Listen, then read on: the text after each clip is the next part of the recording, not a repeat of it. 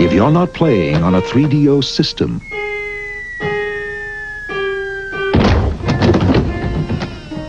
what are you playing with? Presenting 3DO, the most advanced home gaming system in the universe. It's time to put away your toys. Get a free John Madden Football and Crash and Burn when you buy a 3DO system.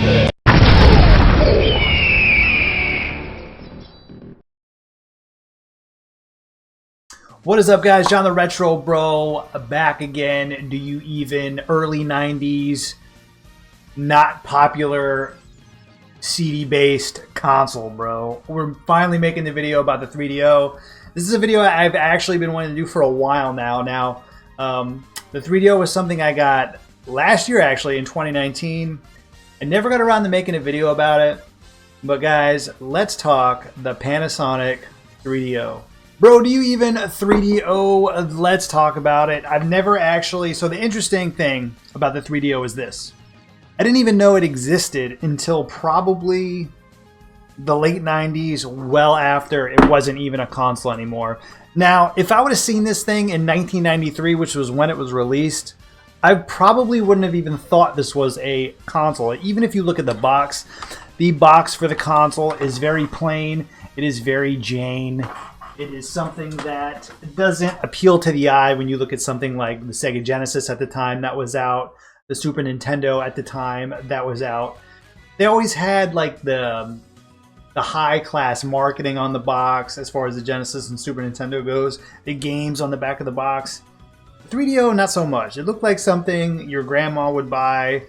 Maybe she got a big tax return, she wanted a nice fancy VCR or some sort of disc player. That was what it was. That's what it seemed like. It didn't seem like this high, powerful, disc-based console for its time, which is really what it was. Now, it did launch in 1993. Again, it competed with the Sega Genesis on its back end, the Super Nintendo, and there was a lot of hesitation in the market because, number one, guys, the 3DO, bro, do you even... $599. This is in 1993, which I think is like the equivalent of like $1,200 today. So it's funny because you talk about all these consoles now, the PS5, the Xbox Series X. Everyone always talks about prices. Prices, is it going to be too much? 500 is too much. Anything beyond that? Could you imagine if they put out a PS5 or a brand new console that we'd never even heard of for a price double than what the PS5 or Xbox Series X is going to be? So right off the bat, this thing was essentially doomed. It was marketed as this crazy graphical experience that we've never gotten before. And in reality, it really sort of was. It was something we hadn't really seen before. Its ability to generate polygons, 3D games, 2D games was really something spectacular. It was a 32-bit console. Aside from the 32X, this really was the true first 32-bit console, but there was a lot of hesitation. We had the Saturn coming out. PS1 was on the horizon. So there was a lot of hesitation with this. And the 3DO was actually developed by Trip Hawkins, who was actually, I believe, the founder of Electronic Arts. You guys know EA, bro, do you even EA? So he created, with two guys from Atari Lynx, he created what we have now as the Panasonic 3DO. And let's talk about some of these games. So I have amassed a decent collection of the Panasonic 3DO games, and my personal experience right off the bat, I didn't know what to expect. I never played a 3DO. I never emulated a 3DO. I've seen a 3DO from pictures, but even then, I didn't know what to expect. I didn't know there was 4 different models, by the way. Bro, do you even sell your hardware to allow other people to make it? So what the 3DO did back then was they knew the price was too high. There was a lot of market hesitation. People didn't want to buy it. So they actually sold the license to their hardware to other manufacturers. So Sanyo made one. The Panasonic made one. Interestingly enough, Panasonic wanted to do a deal with Sony early on. And Sony could have either gone with a 3DO and have been a manufacturer for their console, or they could have went with the PS1. obviously guess which route they took. So I'm glad they did that. I'm glad that was a thing. Could you imagine a world without PlayStation? Guys, bro, do you even? Anyways, let's talk about these games, and let's talk about my experience. Again, this was a console that came out in 1993, and I didn't know what to expect. So I plugged it in thinking, you know, this is probably going to be something, maybe like a 32X-ish, Sega CD-ish. I was totally wrong. This thing is actually very impressive. When I first loaded this up, the first game I played, well, the first game I played was Road Rash, but the second game I played was Madden. And if you know anything about Madden, it was the first Madden that actually had 3D rendered backgrounds for the game. So we'll check that out here. And it was very interesting. You still had 2D sprite players, but you did have the 3D rendered background. So aside from Madden, we did get a lot of the 3DO does have a very decent, hefty library. So a lot early on, one of the good things 3DO was good at was porting games from PC over to the 3DO because of how powerful the hardware was. So we got a lot of PC ports, a lot of some of the best PC ports. Games like a game called Mega Race I enjoyed was one of the great ports, although for whatever reason they took the in-game music out, so a little disappointed in that. But graphically, I would say it's almost better on the 3DO than it is on PC. You just don't have the music. We got a lot of first-party titles exclusively early on, which then went on to be games on the Sega Saturn and on the PlayStation. One of those games, guys, bro, do you even Gex? And my green screen hates this game for some reason.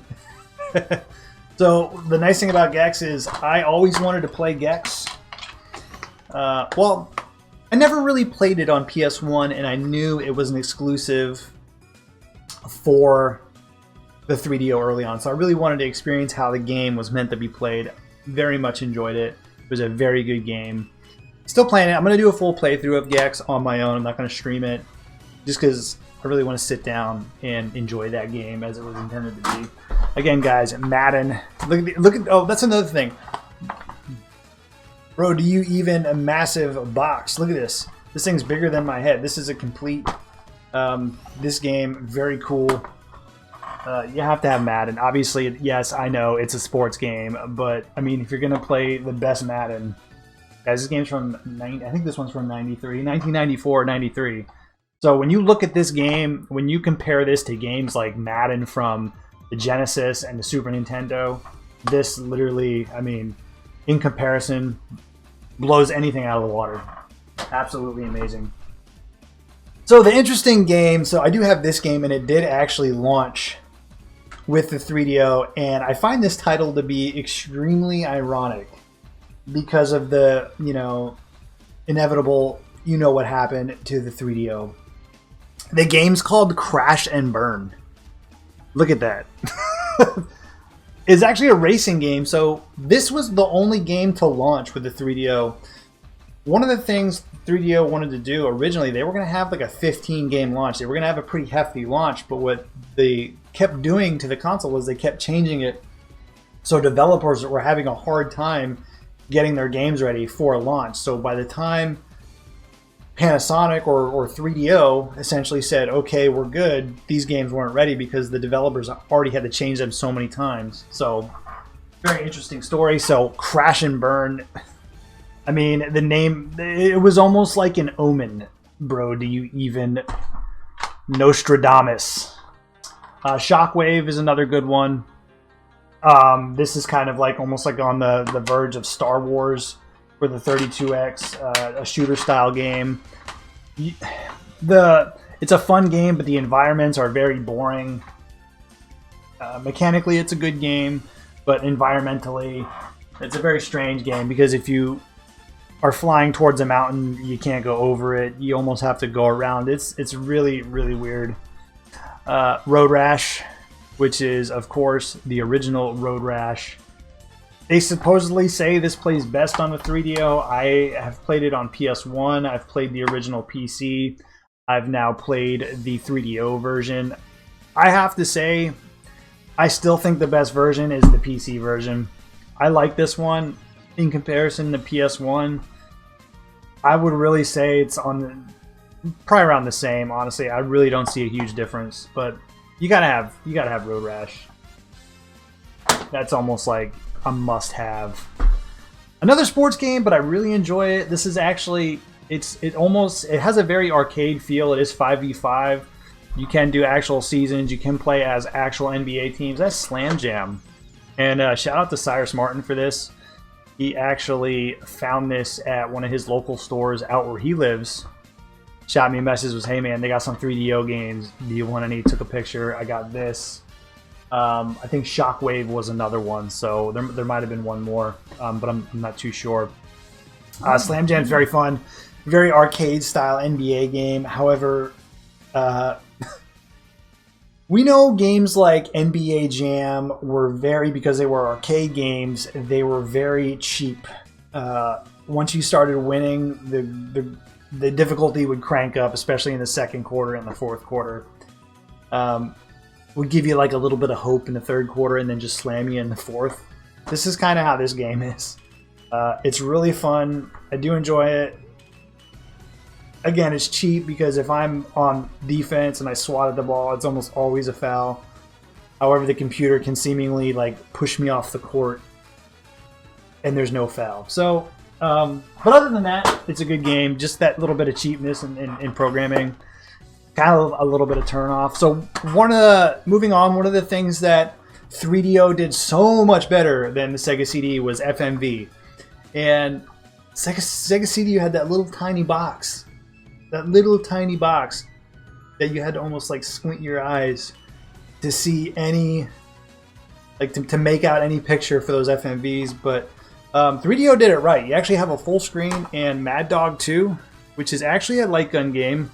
And you can see here, it is full video.